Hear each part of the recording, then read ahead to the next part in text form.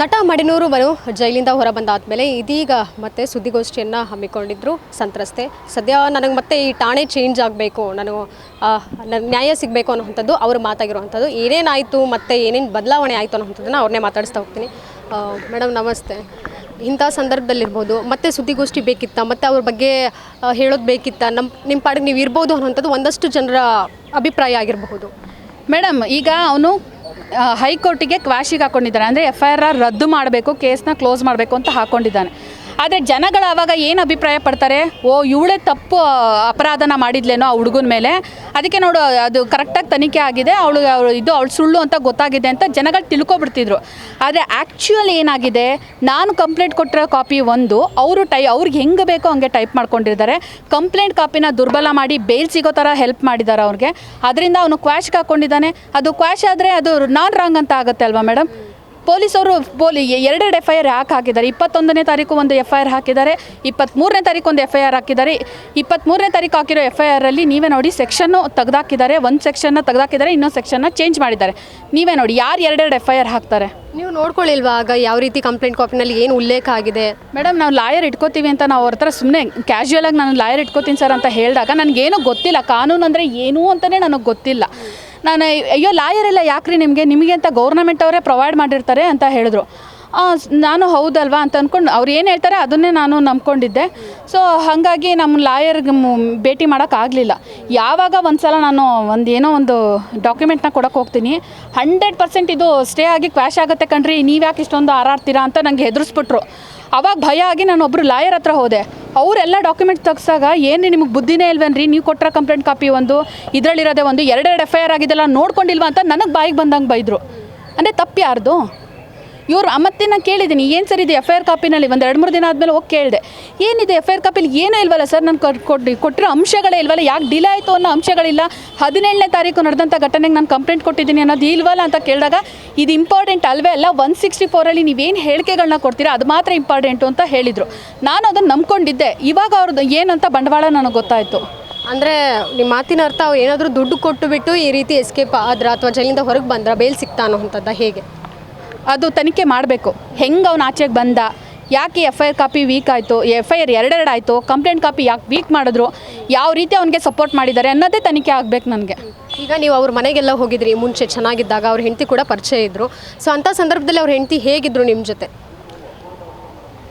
Madam, ನಾನು ಇದ್ರ ಬಗ್ಗೆ ಸಾಕಷ್ಟು ಹಿಂದೆನೇ ಹೇಳ್ಬಿಟ್ಟಿದ್ದೀನಿ ಮೇಡಮ್. ಮತ್ತು ಅವ್ನ ಹೆಂಡ್ತಿಗೆ ವಿಷಯ ಏನು ಗೊತ್ತಿರಲಿಲ್ಲ ಅಂತಲ್ಲ, ಎಲ್ಲ ವಿಷಯನೂ ಗೊತ್ತಿತ್ತು. ಆಕೆ ಬಂದು ಹೊರಗಡೆ ಏನಂತ ಹೇಳಿಕೆ ಕೊಡ್ತಾಳೆ, ಅಯ್ಯೋ ನನ್ನ ಗಂಡ ತುಂಬ ಅವಳಿಗೂ ಗೊತ್ತು ಎಷ್ಟೆಷ್ಟು ಅಫೈರ್ಸ್ಗಳಿರೋದು, ನಾನು ಕೂಡ ತಗೊಂಡೋಗಿ ತೋರಿಸಿದ್ದೀನಿ. ಬಿಟ್ಕೊಟ್ಟಿಲ್ಲ ಅಂತಂದರೆ ಜೊತೆಲಿ ಇಬ್ಬರು ಕೆಲಸ ಮಾಡ್ತಿದ್ದಾರೆ ಅಂತ ಅರ್ಥ ಮೇಡಮ್. ದುಡ್ಡುಗೋಸ್ಕರ ಯಾವ ಹೆಣ್ಣ ಬೇಕಾದ್ರೆ ಈ ಥರ ಯೂಸ್ ಮಾಡ್ಕೊಂಡು ಬಿಡ್ತಿದ್ದಾರೆ ಅಂತ ಅರ್ಥ ಮೇಡಮ್. ನಾನು ಇನ್ಸ್ಟಾಗ್ರಾಮಲ್ಲಿ ತುಂಬ ಮೆಸೇಜ್ಗಳು ಬರ್ತಿದ್ದಾವೆ, ನಾನು ಅದನ್ನು ಕೂಡ ನಾನು ದಾಖಲೆ ಕೊಡ್ತೀನಿ. ತುಂಬ ಜನ ನನಗೂ ಮೋಸ ಮಾಡಿದ್ದಾನೆ ಅಂತ ತುಂಬ ಕಾಲ್ಗಳು ಬರ್ತಿದೆ, ಹಾಗೆ ಮೆಸೇಜ್ಗಳು ಬರ್ತಾಯಿದೆ. ಅಂದರೆ ಯೋಚನೆ ಮಾಡಿ ಅವ್ನಿಗೆ ಎಂಥ ಕೆಟ್ಟ ಮನಸ್ಥಿತಿ ಅಂತ ನೀವೇ ಯೋಚನೆ ಮಾಡಿ. ಮತ್ತೊಂದು ಕಡೆ ಪ್ರಶ್ನೆ ಬರ್ತಿರೋದು, ಅಲೋಕ್ ಅವ್ರು ಯಾರು, ಯಾಕೆ ಸಪೋರ್ಟ್ ಮಾಡ್ತಿದ್ದಾರೆ ನಿಮಗೆ ಅಂತ? ಅಲೋಕ್ ಅವ್ರು ಈಸ್ ಮೈ ಫ್ರೆಂಡ್ ಮೇಡಮ್. ಅವ್ನು ಯಾಕೆ ಸಪೋರ್ಟ್ ಮಾಡಬೇಕು ಅಂತಂದರೆ, ನಾವು ಈಗಿಂದಲ್ಲ, ನಾವು 10-12 ವರ್ಷದಿಂದನೂ ಫ್ರೆಂಡ್ಸು. ಮತ್ತು ನಾವೆಲ್ಲ ಒಂದೇ ಒಂದು ಟ್ರಸ್ಟಲ್ಲಿ ವರ್ಕ್ ಮಾಡ್ತಾ ಇದ್ದೀವಿ. ನಾವು ಅತ್ಯಾಚಾರನ ತಡಿಬೇಕು, ಅದು ಕಾರ್ಯಕ್ರಮಗಳನ್ನು ಕೂಡ ನಾವು ಟೌನ್ ಹಾಲಲ್ಲಿ ಮಾಡಿದ್ದೀವಿ. ಆ್ಯಕ್ಟಿವ್ ಇದೆ, ಯಾಕಿಲ್ಲ ಮೇಡಮ್? ನಾನು ಇನ್ಸ್ಟಾಗ್ರಾಮಲ್ಲಿ ತೆಗೆದು ನೋಡಿ ಯಾವತ್ತು ಮಾಡಿದ್ದೀವಿ ಅಂತ ಅಂದ್ಬಿಟ್ಟು. ಮತ್ತು ಅದು ಪ್ರತಿ ತಿಂಗಳಿಗೊಂದ್ಸಲ ನಡೀತಿದೆ. ಅದು ಯಾರು ಹೇಳಿದ್ದು ಮೇಡಮ್?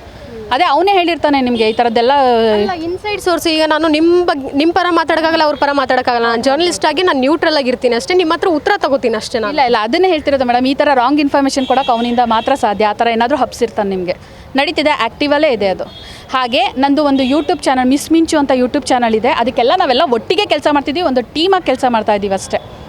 ಸೊ ಈಗ ಟವಲ್ ವಿಚಾರ ಆಗಲೇ ಹೇಳಿದ್ರಿ, ಸೊ ಅದನ್ನು ಯಾಕೆ ವಾಶ್ಔಟ್ ಮಾಡಲಿಲ್ಲ, ಯಾಕೆ ಹಾಗೆ ಇಟ್ಕೊಂಡಿರಿ? It's like a pre plan ಅನ್ಸ್ಬೋದಲ್ವಾ ಅಂತ? ಪ್ರೀ ಪ್ಲಾನು ಅಂತಂದು ಏನಲ್ಲ ಮೇಡಮ್, ಅದು ಹಾಗೆ ನನಗೆ ಹುಷಾರಿರಲಿಲ್ಲ ಮೇಡಮ್. 2 ದಿನ ನಾನು ಹಿಂಗೆ ಅದನ್ನು ಇಟ್ಕೋಬಾರ್ದು, ವಾಶ್ ಮಾಡಬೇಕು ಅನ್ನೋಕ್ಕೆ ನನಗೆ ಶಕ್ತಿ ಎಷ್ಟು ದಿನ ಅಲ್ಲ ಮೇಡಮ್. 17ನೇ ತಾರೀಕು ನಾನು 20ನೇ ತಾರೀಕು ಕಂಪ್ಲೀಟ್ ಮಾಡ್ಕೋಗಿದ್ದೆ. ಒಂದು ಬಟ್ಟೆಗಳನ್ನೂ ನಾನು ಒಗ್ದಿಲ್ಲ, ಅದು ಹಂಗೆ ಇದೆ.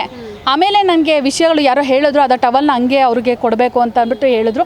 ಅದಕ್ಕೆ ನಾನು ಪೊಲೀಸವ್ರ ಹತ್ರ ಕೇಳಿದೆ, ಏನು ಮಾಡಬೇಕು ಸರ್, ಈ ಥರ ಒಂದು ಟವಲ್ ಇದೆ, ಒಂದು ಸ್ಪೋಮ್ದು, ಏನು ಮಾಡಬೇಕು ಸರ್ ಅಂತ ಕೇಳಿದೆ. ಒಂದು 7-8 ಸಲ ಕ್ಲಾರಿಟಿ ತೊಗೊಂಡಿದ್ದೀನಿ ಕೊಡೋಕ್ಕೂ ಮುಂಚೆ. ಇಲ್ಲ ತಗೊಬಂದು ಡಾಕ್ಟ್ರು ಕೊಡ್ರಿ ಅಂತ ಹೇಳಿಬಿಟ್ರು.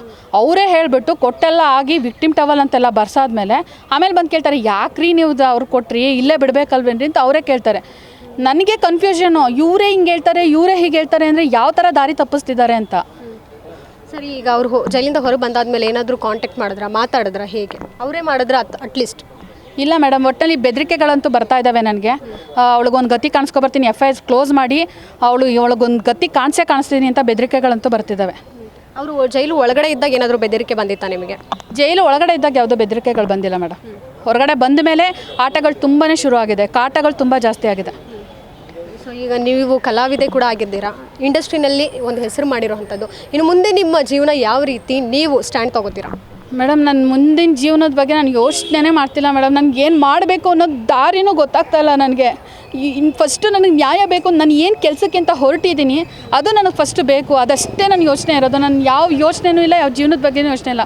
ಫಸ್ಟು ನಾನು ಏನು ಅವ್ನಿಗೆ ಕಂಪ್ಲೇಂಟ್ ಮಾಡಿದ್ದೀನಿ ಅದಕ್ಕೆ ನಂಗೆ ನ್ಯಾಯ ಬೇಕಷ್ಟೇ. ಆಡಿಯೋ ರಿಲೀಸ್ ಆಯ್ತಲ್ವಾ, ಅದರಲ್ಲಿ ಅಲೋಕ್ ಅವ್ರ ವಾಯ್ಸ್ ಕೂಡ ಇತ್ತು ಅಂತ ಕೇಳ್ಪಟ್ಟೆ ನಾನು.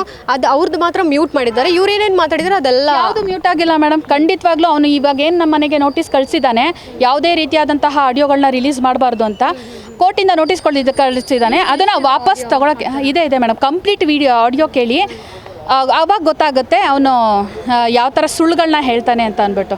ಅದು ಸ್ಟೇ ವಾಪಸ್ ಅದೇನು ನಂಗೆ ನೋಟಿಸ್ ಕಳಿಸಿದ್ದಾನೆ, ಕಂಪ್ಲೇಂಟ್ ಮಾಡಿದ್ದಾನೆ, ಅದನ್ನು ವಾಪಸ್ ತೊಗೊಳಕ್ಕೆ. ಮತ್ತು ಇನ್ನೊಂದು ಮುಖ್ಯವಾದ ವಿಷಯನ ನಾನು ಹೇಳೋದು ಮರ್ತೆ. ಅದೇ ಅವನು ಬೇಯ್ಲಾಗಿ 2 ದಿನ ಆದಮೇಲೆ ಹೋಗಿ ಪೊಲೀಸ್ ಸ್ಟೇಷನಲ್ಲಿ ಕಂಪ್ಲೇಂಟ್ ಮಾಡ್ತಾನೆ. ಪೊಲೀಸ್ ಠಾಣೆಯಿಂದ ಒಂದು ಕರೆ ಬರುತ್ತೆ, ನಿಮ್ಮ ಮೇಲೆ ಹಾಗೆ ಅಲೋಕ್ ಮೇಲೆ FIR ಆಗಿದೆ ಅಂತ ಅಂದ್ಬಿಟ್ಟು ನನಗೆ. ಯಾಕೆಂದರೆ ಅವನದು ವಾಯ್ಸ್ ಇತ್ತಲ್ವ, ಹಂಗಾಗಿ. ಮತ್ತು ಇನ್ನೊಂದು ಮೇಡಮ್, ಅವನೇ ಕರೆ ಮಾಡಿ ಅವನ್ನ ಕರೆಸ್ಕೊಂಡಿರೋದು ಅವತ್ತು ಮನೆಗೆ. ಅದಕ್ಕೂ ಸಂಬಂಧಪಟ್ಟಂಥ ದಾಖಲೆಗಳು ನನ್ನ ಹತ್ರ ಇದೆ. ಅವನೇ ಕರೆಸ್ಕೊಂಡು ಅವನೇ ರೆಕಾರ್ಡ್ ಮಾಡು ಅಂತ ಅಂದ್ಬಿಟ್ಟು ಮಾಡಿಸಿದ. ಅವನು ಕುಡಿದಿದ್ರೆ ರೆಕಾರ್ಡ್ ಮಾಡು, ನಾನು ನಿಂಗೇನೋ ಹೇಳಬೇಕು ಅಂತ ಅಂದ್ಬಿಟ್ಟು ಮಾಡಿದ್ದಂತಹ ಅದು ಆಡಿಯೋ. ಅವ್ರು ನಮ್ಮ ಪೊಲೀಸವ್ರ ಕೈಲಿ ಬೆದರಿಕೆ ಹಾಕಿಸ್ತಾನೆ, ನಿಮ್ಮ FIR ಆಗಿದೆ ಬರಬೇಕು ನಾಳೆ ಅಂತ ಅಂದ್ಬಿಟ್ಟು. FIR ಅಂದರೆ ಯೂಶ್ವಲಿ ಜೈಲಿಗೆ ಹಾಕ್ತಾರೆ, ಆ ಥರ ಥಾಟು ನಂಗೆ ತುಂಬಾ ಭಯ ಆಯಿತು ಆ್ಯಕ್ಚುಲಿ. ಅಯ್ಯೋ, ನಾನು ಒಳಗಡೆ ಹೋಗ್ಬಿಟ್ರೆ ಯಾರು ನನ್ನನ್ನು ಆಚೆ ಕರ್ಕೊಂಬರ್ತಾರೆ ನನಗೆ. ಆಮೇಲೆ ಏನು ಆ ಒಂದು ಕೆಟ್ಟ ನೆಗೆಟಿವ್ ಥಾಟ್ಸ್ ಎಲ್ಲ ಭಯ ಆಗಿ ಮಾಧ್ಯಮದಲ್ಲೇ ಕೆಲವ್ರನ್ನ ನಾನು ಕೇಳಿಕೊಂಡೆ, ಮೇಡಮ್ ಈ ಥರ FIR ಹಾಕಿದ್ದಾರಂತೆ, ನಂಗೆ ತುಂಬ ಭಯ ಆಗ್ತಿದೆ, ನಂಗೆ ಮನೇಲಿರೋಕ್ಕೂ ತುಂಬ ನರ್ಕ ಆಗ್ತಿದೆ ಅಂತ ಇಡೀ ರಾತ್ರಿ ಕುತ್ಕೊಂಡು ಹತ್ತಿದ್ದೀನಿ. ಅವರು ಅದಕ್ಕೆ ರೆಸ್ಪಾನ್ಸ್ ಮಾಡಿ ಪೊಲೀಸ್ ಸ್ಟೇಷನ್ಗೆಲ್ಲ ಕಾಲ್ ಮಾಡಿ ಕೇಳಿದ್ದಾರೆ, FIR ಹಾಕಿದ್ದೀರಾ ನೀವು ಅವ್ರ ಮೇಲೆ ಅಂತ ಅಂದ್ಬಿಟ್ಟು. ಅವರು ಇಲ್ಲ, ಯಾವುದೇ FIR ಇಲ್ಲ ಅಂತ ಅವ್ರಿಗೆ ಕರೆಕ್ಟಾಗಿ ಆನ್ಸರ್ ಮಾಡ್ತಿದ್ದಾರೆ. ನನಗೆ ಯಾವುದೇ ರೀತಿ ಅಂತ ನನಗೆ ಬೆದರಿಕೆನೇ ಹೊಡ್ತಾ ಇದ್ರು ಅವರು. ಈಗ ಪೂರ್ತಿ ಆಡಿಯೋ ನೀವು ಇನ್ನೂ ಬಿಟ್ಟಿಲ್ಲ, ಬರೀ ಬಿಟ್ಟಿರೋ ಅರ್ಧ ಆಡಿಯೋದಲ್ಲೇ ಈ ಮಟ್ಟಕ್ಕೆ ಸದ್ದು ಮಾಡ್ತಾ ಇದೆ. ಅದು ಇನ್ನೂ ಬೇರೆ ರೀತಿ ಇದೆಯಾ? ಹೇಗೆ ಬಿಟ್ಟರೆ ಮೇಡಮ್ ಎಲ್ಲರೂ ಕಲ್ಲು ತಗೊಂಡು ಅವನಿಗೆ ಹೊಡಿತಾರೆ, ಸತ್ಯವಾಗ್ಲೂ ಹೊಡಿತಾರೆ. ಅವಾಗ ಗೊತ್ತಾಗುತ್ತೆ. ಅಲ್ಲ ಅದು ಅವ್ನಿಗೆ ಕೇಸ್ ವಾಪಸ್ ತೊಗೊಳಕ್ಕೆ ಹೇಳಿ ನಾನು ಬಿಡ್ತೀನಿ, ಅವಾಗ ಗೊತ್ತಾಗುತ್ತೆ ಯಾರಾದರೂ ಕುಮ್ಮಕ್ಕೆ ಕೊಟ್ಟು ಮಾಡಿಸಿದಾರ. ಅವನು ದುರಾಂಕಾರದಲ್ಲಿ ನೀಟಾಗಿ ಮಾತಾಡ್ತಿರೋದು ಗೊತ್ತಾಗುತ್ತೆ. ಯಾಕೆಂದರೆ ಬೇರೆ ಟಾಪಿಕ್ಗಳ ಬಗ್ಗೆ ಎಲ್ಲ ಮಾತಾಡಿದ್ದಾನೆ. ಅವಾಗ ಗೊತ್ತಾಗುತ್ತೆ ನಿಮಗೆ ಅದು ಉದ್ದೇಶಪೂರ್ವಕವಾಗಿ ಮಾತಾಡ್ತಿದಾರ, ಪ್ರೋವೋಕ್ ಮಾಡಿದ್ರ. ಅದು ಪ್ರೋವೋಕ್ ಮಾಡೋಕ್ಕಾಗತ್ತಾ ಮೇಡಮ್? ನಾನೊಬ್ಳು ರಾಜಿ ಆಗೋಣ ಅಂದ್ಬಿಟ್ಟು ಕರೆಸ್ಬಿಟ್ಟು ಬೇರೆ ಸ್ಟೇಟಿಂದ ಏನೋ ಮದ್ಯಪಾನದನ್ನು ತರಿಸ್ಬಿಟ್ಟು ಕೂಡಿಸಿದ್ದು ಅನ್ನೋ ರೀತಿ ಏನೋ ಅಲ್ಲಿ ಸ್ಟೇಟ್ಮೆಂಟ್ ಇತ್ತು ಮೇಡಮ್. ಅದು ಸಾಧ್ಯನಾ ಮೇಡಮ್? ಬೇರೆ ಸ್ಟೇಟಿಂದ ದಯವಿಟ್ಟು ಅದು ನಮ್ಮನೆ ಹತ್ರ CCTV ಕ್ಯಾಮ್ರಾ ಇದೆ.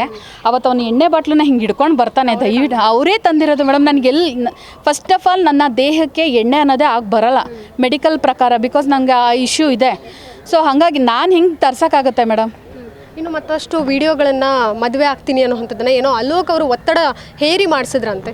ಪ್ರತಿಯೊಂದು ಮೇಡಮ್ ಅವ್ನು ದೊಡ್ಡ ಕ್ರಿಮಿನಲ್ಲು. ಎಲ್ಲನೂ ಒತ್ತಡವಾಗಿ ಅಂದರೆ ಏನರ್ಥ? ಅವತ್ತು 18ನೇ ತಾರೀಕು ನಾನು ಕಂಪ್ಲೇಂಟ್ ಮಾಡಿದ್ದೀನಿ ಅನ್ನಪೂರ್ಣೇಶ್ವರಿ ನಗರಕ್ಕೆ ಆನ್ಲೈನಲ್ಲಿ 3 ಸಲ. ನಾವು ಒತ್ತಡವಾಗಿ ಮಾಡಿಸಿದ್ರೆ ನಾವು ಕಂಪ್ಲೇಂಟ್ ಮಾಡೋಕ್ಕಾಗ್ತಿತ್ತಾ? ಅಥವಾ ಅವ್ನು ತಪ್ಪಿದ್ದಿದ್ರೆ ನನ್ನ ಬಿಡ್ತಿದ್ನಾ? ಅವತ್ತೇ ಅವನೇ ಕಂಪ್ಲೇಂಟ್ ಮಾಡ್ತಿದ್ದ. ಅಂದರೆ ಯೋಚನೆ ಮಾಡಿ ಎಷ್ಟು ಸುಳ್ಳ ಅಂತ ಅಂದ್ಬಿಟ್ಟು ನೀವೇ ಯೋಚನೆ ಮಾಡಿ. ಅವ್ನು ಇನ್ನೂ ಜಾಸ್ತಿ ಮಾತಾಡ್ತಿದ್ರೆ ನಾನು ಪ್ರತಿಯೊಂದನ್ನು ನಾನು ಬಿಡಬೇಕಾಗತ್ತೆ. ಸೊ ನನ್ನೊಂದು ಪರ್ಸ್ನಲ್ ಕ್ವಶನ್ ಏನಂದರೆ, ಆ್ಯಸ್ ಎ ವುಮೆನ್ ಆಗಿ ಫಿಸಿಕಲ್ ಯಾಕಾದ್ರಿ ಅನ್ನೋಂಥದ್ದು? ಯಾಕಂದರೆ ಮದುವೆ ಆಗಿತ್ತು ಅನ್ನೋದು ಗೊತ್ತು, ಮಗು ಇತ್ತು ಗೊತ್ತು, ಯಾಕೆ ಫಿಸಿಕಲ್ ಆಗಕ್ಕೆ ಹೋದ್ರಿ? ಮೇಡಮ್ ನಾನು ಏನು ಇಷ್ಟಪಟ್ಟು ಹೋಗಿದ್ದೆ ಮೇಡಮ್. ನಾನು ಸಂಕ್ಷಿಪ್ತವಾಗಿ ಹೇಳಿದ್ದೀನಿ, ಅತ್ಯಾಚಾರ ಮಾಡಿರೋದವನು. ಅತ್ಯಾಚಾರ ಮಾಡಿ ನನ್ನ ವೀಡಿಯೋ ಇಟ್ಕೊಂಡು ಬ್ಲ್ಯಾಕ್ ಮೇಲ್ ಮಾಡ್ತಾ ಇದ್ದ. ಅವ್ನು ಬ್ಲ್ಯಾಕ್ ಮೇಲ್ಗಳಿಗೆ ಬಲಿಯಾಗಿದ್ದೀನಿ ಅಂತ ನೀಟಾಗಿ ಹೇಳಿದ್ದೀನಿ. ಪ್ರತಿ ಸಲ ಅಂದರೆ ಮೇಡಮ್ ಬ್ಲ್ಯಾಕ್ ಮೇಲ್ ಮಾಡಿ ಸಾಮಾಜಿಕ ಜಾಲತಾಣದಾಗ ನೀನು ವೀಡಿಯೋ ಫೋಟೋಗಳನ್ನ ಬಿಡ್ತೀನಿ ಅಂತ ಅಂದರೆ ಯಾವುದೇ ಹೆಣ್ಣಿಗಾಗಲಿ ಒಂಟಿಯಾಗಿರಬೇಕಾದ್ರೆ ಭಯ ಆಗಲ್ವಾ ಮೇಡಮ್?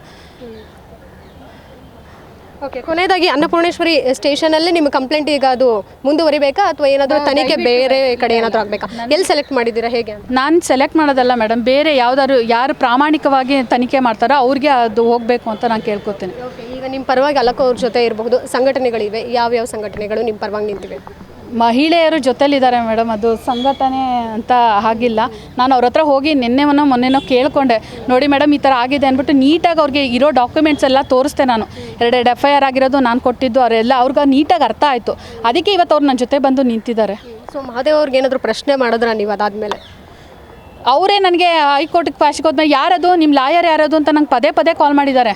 ನಿಮ್ಮ ಲಾಯರ್ ಯಾರು, ನಿಮ್ಮ ಅವ್ರಿಗೆ ಯಾಕೆ ನಮ್ಮ ಲಾಯರ್ ಹೆಸರು ತುಂಬ ಸಲ ಆ ಥರ ಟಾರ್ಚರ್ ಮಾಡಿದ್ದಾರೆ. ನಿಮ್ಮ ಲಾಯರ್ ಹೆಸರೇನೋ ಅವ್ರ ಹೆಸರು ಹಿಂಗೆ ಅಂದ್ಕೊಂಡು, ಅಂದರೆ ಯಾವ ಥರ ಕಳ್ಳ ಇರಬೇಕು ಅವರು ಅಂತ ಯೋಚನೆ ಮಾಡಿ. ಈಗ ಸಿನಿಮಾ ರಿಲೀಸ್ ಮಾಡ್ತಾರಂತೆ, ಮತ್ತೆ ಸಿನಿಮಾ ಟೀಮ್ ಜೊತೆ ಏನಾದರೂ ಮಾತಾಡಿದ್ರೆ ಅವ್ರೇನಾದರೂ? ನನಗೆ ಸಿನಿಮಾಗೂ ನನಗೂ ಸಂಬಂಧನೇ ಇಲ್ಲ ಮೇಡಮ್, ಆ ಪ್ರಶ್ನೆ ನನಗೆ ಸೂಟೇ ಅಲ್ಲ. ಅಂದರೆ ಏನೋ ಕರೆದ್ಬಿಟ್ಟು ಮಾತಾಡ್ಸಿದ್ರಂತೆ ಅದ್ರ ಬಗ್ಗೆ ಅದು ಇಡೀ ಸಿನಿಮಾ ಟೀಮ್ ಅವರು ನನಗೆ ಕಂಪ್ಲೇಂಟ್ ಕೊಡ್ದಂಗೆ ತಡೀತಾರೆ. ಇವಾಗ ಅವ್ನು ತಪ್ಪು ಮಾಡಿದ್ದಕ್ಕೆ ಅಲ್ವಾ ತಡೆದಿದ್ದು, ಕೊಡಬೇಡ ಅಂತ. ನಾನು ತಪ್ಪು ಮಾಡಿದರೆ ಅವರೇ ಕೊಡ್ಬೋದಾಗಿತ್ತಲ್ಲ, ಯಾಕೆ ಹಂಗೆ ಮಾಡಲಿಲ್ಲ? ಅಂದರೆ ಅವ್ನ ತಪ್ಪು ಎಷ್ಟಿದೆ ಅಂತ ನೀವೇ ಅರ್ಥ ಮಾಡ್ಕೋಬೇಕು. ಸಿನಿಮಾ ಟೀಮ್ ಅವರು ಮುಂದೆ ಒಂಥರ ಮಾತಾಡ್ತಾರೆ, ಹಿಂದೆ ಒಂಥರ ಮಾತಾಡ್ತಾರೆ. ಅದಕ್ಕೆ ಸಂಬಂಧಪಟ್ಟಂಥ ರೆಕಾರ್ಡ್ಸ್ಗಳು ಇದ್ದಾವೆ. ಯಾಕಂದರೆ ಒಂಟಿ ಹೆಣ್ಣನ್ನ ತಗೊಂಡೋಗಿ ನೀನು ಅಲ್ಲಿ ಕರ್ಕೊಂಡು ಹೋಗ್ತೀನಿ ಅಂತ ಹೇಳ್ದೆ ಕರ್ಕೊಂಡೋಗಿ ಅಲ್ಲಿ ಬರೀ ಗಂಡಸರೇ ಇದ್ದಾಗ ಯಾವುದೇ ಹೆಣ್ಣಿಗಾದರೂ ಭಯ ಆಗುತ್ತಾ ಇಲ್ವಾ? ಆಗ ಭಯಕ್ಕೆ ನಾನು ಅವತ್ತು ರೆಕಾರ್ಡ್ ಮಾಡ್ಕೊಂಡಾಗ ಗೊತ್ತಾಯಿತು 2 ಥರ ಇದ್ದಾರೆ ಅಂತ. ಮತ್ತು ಅವನೇ ಹೇಳ್ತಾನೆ, ನಮ್ಮ ಪ್ರೊಡ್ಯೂಸರ್ ಯಾಕೆ ಏನಕ್ಕೆ ನೀನು ಈ ಥರ ನಮ್ಮ ಪ್ರೊಡ್ಯೂಸರ್ ಹತ್ರ ಮೆಸೇಜ್ ಮಾಡಿದೆ ಅಂತ ಅಂದ್ಬಿಟ್ಟು. ನಾನು ಅವನು ಒಂದು ಹಳೆಯ ವೀಡಿಯೋನ ತೋರಿಸ್ಕೊಂಡು ನನ್ನ ಬಗ್ಗೆ ಕೆಟ್ಟದಾಗಿ ಹೇಳಿದಾಗ, ನೋಡಿ ಸರ್ ಅದು ಹಂಗಲ್ಲ ಹಿಂಗೆ ಅಂತ ಅಷ್ಟೇ ಹೇಳಿದ್ದೆ. ಅದಕ್ಕೆ ಏನೇನೋ ಒಂಥರ ಒಂದು ಸಲ ಕೊಟ್ಟಿದ್ದ ಸ್ಟೇಟ್ಮೆಂಟು ಇನ್ನೊಂದು ಸಲ ಅವ್ನು ಕೊಡೋದೇ ಇಲ್ಲ ಮೇಡಮ್. ಈಗ ನೀವೇ ನೋಡ್ತಿದ್ದೀರಾ, ಬೇಲಿಯಿಂದ ರಿಲೀಸ್ ಆದಾಗ ಒಂದು ಮಾತು, ಅದಾದಮೇಲೆ ಒಂದು ಮಾತು, ಸುಳ್ಳು ಬಿಟ್ಟು ನಮ್ಮ ತಲೆ ಕೂದಲು ಬೇಕಾದ್ರೆ ಎಣಿಸ್ಬೋದು, ಅವ್ನು ಸುಳ್ಳು ಎಣ್ಸೋಕ್ಕಾಗಲ್ಲ ಮೇಡಮ್. ನೀವು ಮಡಿನೂರು ಮನು ವಿಚಾರವನ್ನು ನಯನ ಅವರು ಏನಕ್ಕೆ ಟೀಮ್ ಅವ್ರ ಹತ್ರ ಪ್ರಸ್ತಾಪ ಮಾಡಿದ್ರು ಅಂತ ಫಸ್ಟ್ ಅವರೇ ಅಂತ ಹೇಳಿದ್ದು. ಹೌದು, ಯಾಕೆ ಇನ್ವಾಲ್ವ್ ಆದ್ರು ನಯನ ಅವರು? ಏನಕ್ಕೂ ಇನ್ವಾಲ್ವ್ ಆಗಿಲ್ಲ ಮೇಡಮ್. ಆಸ್ ಎ ಫ್ರೆಂಡ್ ಬಾ ಮನು ಕುತ್ಕೊಂಡು ಮಾತಾಡೋಣ ಅಂತ ಅವಳು ಕೂಡ ಕರೆದ್ಲು. ಈ ಥರ ಎಲ್ಲ ಅವಳಿಗೂ ವಿಷಯ ಗೊತ್ತಿರಲಿಲ್ಲ. ಏನು ಒಂದು 30ನೇ ತಾರೀಕು ಆಯಿತು ಘಟನೆ, ಮಾರ್ಚ್ ಇದೇ ವರ್ಷ. ಆವಾಗ ಏನು ಘಟನೆ ಆಯಿತು ಅದನ್ನು ನನಗೆ ನಯನ ಹತ್ರನೂ ಹೇಳ್ಕೊಳ್ಳೋಕ್ಕೆ ಬಿಟ್ಟೇ ಇರಲಿಲ್ಲ ಇವನು. ಆವಾಗ ನಾನು ಹೇಳ್ಕೊಂಡಾಗ ಅವಳಿಗೂ ಶಾಕ್ ಆಯಿತು. ಬಾ ಕೂತ್ಕೊಂಡು ಮಾತಾಡೋಣ ಅಂತ ತುಂಬ ಸಲ ಕರೆದ್ಲು. ಅವ್ಳು ಕರೆದ್ರು, ಇಲ್ಲ ನಾನು ಬರೋಲ್ಲ, ದುರಹಂಕಾರ, ನಾನು ಬರೋಲ್ಲ, ಇವಾಗ ನಾನು ತುಂಬ ಬ್ಯುಸಿ, ನಾನು ತುಂಬ ಒಂದು 50-60 ಸಿನಿಮಾ ಇರೋ ಆಗಬೇಕು, ನಾನು ಬರೋಲ್ಲ, ಬೇಕಂದರೆ ಜೈಲಿಗೆ ಹಾಕ್ತಾಳೆ, 6 ತಿಂಗಳು ಹೋಗಿ ಬರ್ತೀನಿ ಅಂತಲೇ ಅವಳ ಹತ್ರ ಹೇಳಿದ್ದು. ಸರಿ ನಿನ್ನ ಇಷ್ಟ ಏನಾದರೂ ಮಾಡ್ಕೊಳ್ಳಿ ಅಂತ ಅಂದ್ಲು. ಆಮೇಲೆ ಅವಳು ಕೂಡ ಆ ಸಿನಿಮಾದಲ್ಲಿ ನಟನೆ ಮಾಡಿದ್ರಿಂದ ಇವಳು ಕಂಪ್ಲೇಂಟ್ ಕೊಡೋ, ನಾನು ಏನು ಮಾಡ್ತೀಯಾ ಅಂತ ಕೇಳಿದ್ಲು. ನಾನು ಕಂಪ್ಲೇಂಟ್ ಕೊಡಬೇಕು ಅಂತಿದ್ದೀನಿ ಅಂತ ಅವಳಿಗೆ ಹೇಳಿದ್ದೆ. ಸೊ ಆ ಒಂದು ಕಾರಣಕ್ಕೆ, ಆ ಒಂದು ಕನ್ಸನಿಂದ ನೋಡಿ ಸರ್ ಇವರಿಬ್ಬರ ಮಧ್ಯೆ ಈ ಪ್ರಾಬ್ಲಮ್ ಆಗಿದೆ ಅಂತ ಇನ್ಫಾರ್ಮ್ ಮಾಡಿರೋದಷ್ಟೇ, ಬೇರೆ ಏನೂ ಇಲ್ಲ ಮೇಡಮ್. ಸೊ ಈಗ ಏನಾದರೂ ಸಪೋರ್ಟಿವ್ ಆಗಿ ನಿಂತಿದ್ದಾರೆ ಇಂಡಸ್ಟ್ರಿ ಅವರು ನಿಮ್ಮ ಪರವಾಗಿ? ಇಲ್ಲ ಮೇಡಮ್, ನಾನು ಈಗ ಸದ್ಯಕ್ಕೆ ಅವ್ರು ಯಾರಾದರೂ ನಿಂತಿದ್ದಾರೆ ಕಲಾವಿದರು? ಇಲ್ಲ ಮೇಡಮ್. ಯಾರು? Okay done, thank you. So ಇದಿಷ್ಟು ಸಂತ್ರಸ್ತೆ ಮಾತಾಗಿತ್ತು. ಕ್ಯಾಮ್ರಾ ಪರ್ಸನ್ ಪೃಥ್ವಿ ಜೊತೆಗೆ ಕೀರ್ತಿ ಪಾಟೀಲ್, ಗ್ಯಾನ್ಚಿ ನ್ಯೂಸ್, ಬೆಂಗಳೂರು. ಗ್ಯಾರಂಟಿ ನ್ಯೂಸ್, ಸುದ್ದಿ ಖಚಿತ, ನ್ಯಾಯ ನಿಶ್ಚಿತ.